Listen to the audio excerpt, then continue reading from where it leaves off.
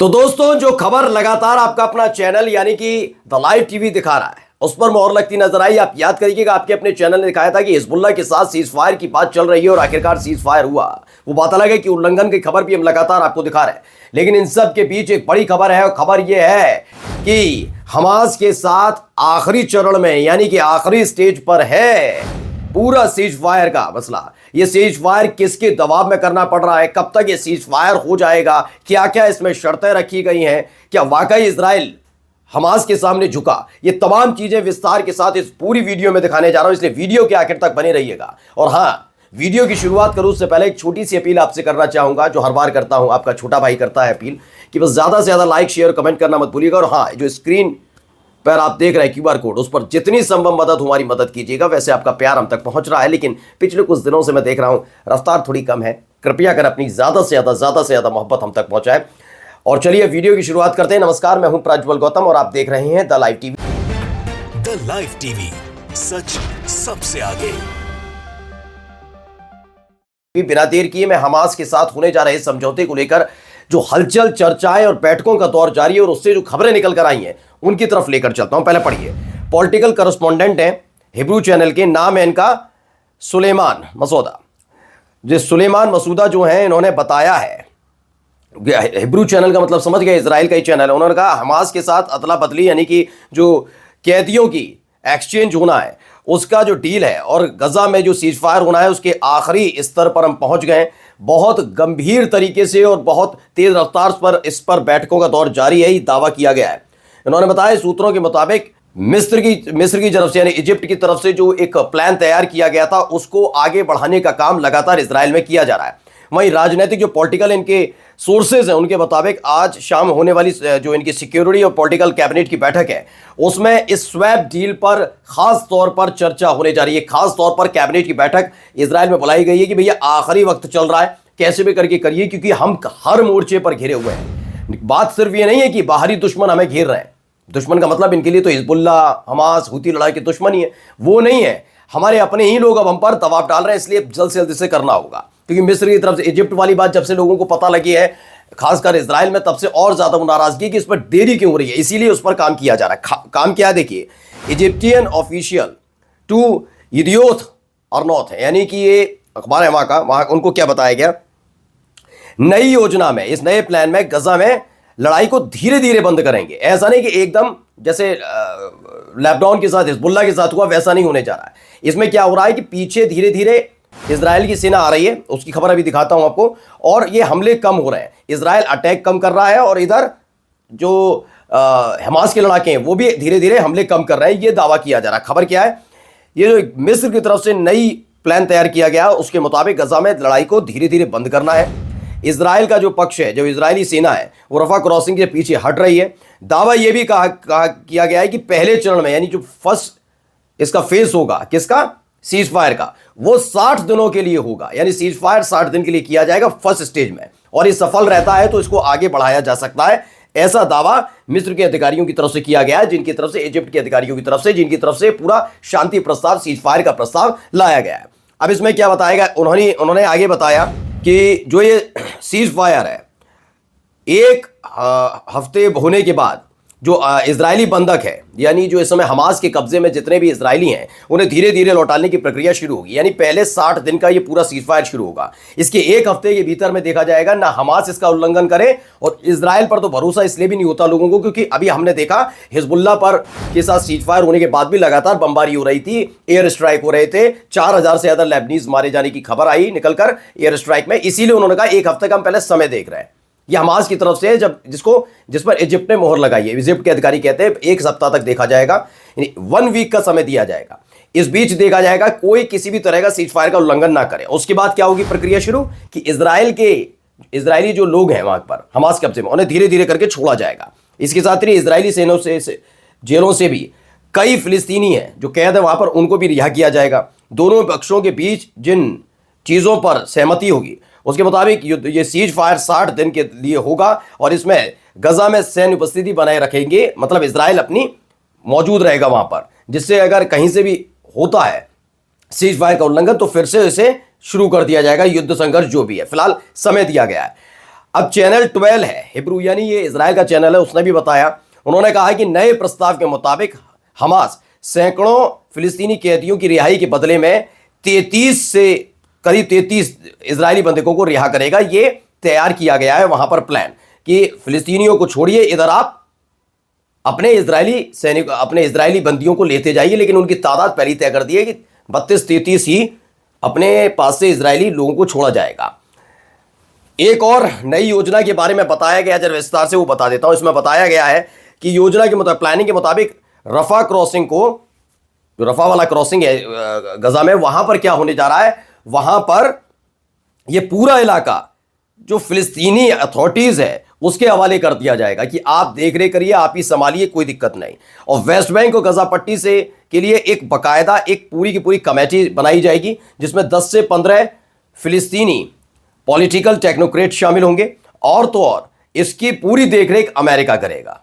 यानी क्यों हो रहा है मैं अब आपको समझा दूंगा। हाल ही में एक बयान आया था, वो खास तौर पर दिया तो हमास के लिए गया था, लेकिन उससे सहम कौन गया, इजराइल। कहा गया कि 20 जनवरी को डोनाल्ड ट्रंप लेने जा रहे हैं अमेरिका के राष्ट्रपति पद की शपथ, लेकिन पहले ही कह दिया गया उनकी तरफ से कि उससे पहले शांति कर लीजिए, वरना भारी पड़ेगा, कीमत चुकानी पड़ेगी। इसे लोगों ने हमास के तौर पर लिया था कि हमास से कहा गया, लेकिन कहानी पता लगी हमास नहीं बल्कि खुद इजराइल भी अब चाहता है। आगे क्या है देखिए, पूरी कहानी इसमें बताई गई। चैनल 12 के एक पॉलिटिकल करस्पॉन्डेंट है यारोन अब्राहम, वो कहते हैं माना जाता है कि जो मिस्र की तरफ से फिलाडेल्फी और नेटजारिम ये पूरी पॉलिसी फॉर्मूला दिया गया है सीज फायर का, वो क्या है, इसके मुताबिक हमास की इस मांग को बहुत संतुलित तरीके से बैलेंस्ड करके माना जा रहा है। इजराइल सीज फायर करने के लिए का ऐलान करेगा। इजराइल की इच्छा है कि वो समझौते किए बिना ही समझौता पूरा करे, कम से कम पहले चरण में, यानी कि कोई समझौता डायरेक्ट नहीं हो रहा है। ये सीज फायर का मतलब ये समझिएगा ओवरऑल सीज फायर है, इसे अस्थायी सीज फायर माना जा रहा है। 60 दिन के लिए सीज फायर होगा और इसमें इस दौरान दोनों ही पक्षों को देखा जाएगा, केवल ये नहीं कि इजराइल को देखा जाएगा या फिर ये नहीं कि केवल हमास को देखा जाएगा, दोनों के व्यवहार देखे जाएंगे कि क्या इजराइल की सेना गजा में रहते हुए भी जो चीजें वहां पर हो रही हैं, बड़े बूढ़े बच्चे गर्भवती महिलाओं के साथ किया जा रहा है, उस पर रोकथाम लगी या नहीं, इन तमाम चीजों पर निगरानी रखी जाएगी और उसके बाद ही आखिरी फैसला लिया जाएगा, ये बताया गया। अब एक वीडियो में आपको दिखाने जा रहा हूं क्यों ऐसे फैसले लिए जा रहे हैं। पहले वीडियो देखिए, इन महिला को सुनिए जरा। तो ये कहती हैं कि मैं युद्ध खत्म होने का इंतजार कर रही थी ताकि उनके लिए खुशियां मना सकूं। नुसैरात के कैंप्स में 5 में मकदार परिवार के घर पर बमबारी हुई और कई बच्चों के मारे जाने के बाद माँ बेहद दुखी, और उसने यही कहा कि मैं तो सिर्फ युद्ध खत्म होने का इंतजार कर रही थी, लेकिन ये देखिए किस तरीके से मेरा पूरा परिवार बर्बाद हो गया। यही इन्हीं चीज़ों पर नजर रखनी है कि सीज फायर के दौरान उल्लंघन ना किया जाए। अब जो इजरायली अखबार है उसने ही कैसे एक कार्टून छापा है, देखिए एक कछुआ बना हुआ है और इसमें क्या लिखा है कि गजा पट्टी में इस तरह चल रही है डील की बातचीत, यानी कछुए की रफ्तार से धीरे धीरे धीरे धीरे धीरे धीरे बढ़ रही है, जबकि मिस्र के अधिकारियों का कहना है कि काफी तेज रफ्तार से ये चल रही है। अलग अलग चैनल्स अलग अलग दावेदारी कर रहे हैं और अलग अलग लोग कर रहे हैं। मिस्र के अधिकारी की तरफ से एक और दावा किया गया, जो कछुए वाला कार्टून अभी जो छापा ना अखबार है उसी को दिया है बयान कि हमास ने सकारात्मक रुख दिखाया है, यानी पॉजिटिव है, किसको लेकर, सीज फायर को लेकर। हमने राष्ट्रपति बाइडन और ट्रंप, चूंकि बाइडन इस समय मौजूदा तौर पर राष्ट्रपति हैं वहां पर, और ट्रंप चूंकि 20 तारीख को यहां पर शपथ लेंगे, दोनों को नई योजना बनाई गई है उसको लेकर जानकारी दे दी और दोनों ने ही इसका समर्थन किया है कि अच्छी योजना बनाई गई, अच्छा प्लान तैयार किया गया और उस प्लान के तहत काम करिए। इसीलिए वहीं मंत्री मिकी जोहर है, वो कहते हैं मैं उस पूरे की पूरी डील का समर्थन करूंगा जो नेतन्याहू के सामने है, सावधानी से बरत रहे हैं। मैंने उनसे बात की और वो इस डील को पूरा करने के लिए बहुत ज़्यादा उत्सुक नजर आ रहे हैं। ये इजराइल के मंत्री हैं, यानी नेतन्याहू की सरकार में मंत्री हैं मिकी जोहर। उन्होंने कहा कि खुद नेतन्याहू चाहते हैं और उत्सुक नजर आ रहे हैं। जैसे ये डील की बात सामने आई, उसको पूरा पढ़ा गया तो देखा गया कि बहुत शानदार तरीके से इस डील को तैयार किया गया, यानी जल्दी ही हमास के साथ एक बड़ा सीज फायर इजराइल का होने जा रहा है। अब इसमें क्या है, क्यों ये किया जा रहा है, तो उसमें बताता हूं। दरअसल अमेरिका की तरफ से एक टिप ऑफ भी दी गई है। ये देखिए, ट्रंप के एक सलाहकार है, खबर ये आई एक्सियोस को, उन्होंने जानकारी दी कि गजा के साथ डील क्यों हो रही है, क्यों जरूरी है, क्योंकि जो वहां पर हॉस्टेज हैं, यानी जो बंधक बना रखे हैं इजराइल के लोग, उनकी जान खतरे में, इसलिए ज्यादा से ज्यादा जल्दी, कितनी जल्दी हो सके पहले इनको छुड़ा लिया जाए। वहीं जैसा कि राइटर्स द्वारा रिपोर्ट किया गया है कि अमेरिका के जो नवनिर्वाचित राष्ट्रपति डोनाल्ड ट्रंप 20 जनवरी को गद्दी संभालेंगे, यानी राष्ट्रपति पद की शपथ लेंगे। ऐसे में गजा में सीज फायर सुनिश्चित करने और जितने भी बंधक हैं दोनों ही तरफ उनकी रिहाई के लिए ट्रंप के राजनयिक प्रयासों को शुरू करने के लिए इजराइल और कतर का दौरा किया गया।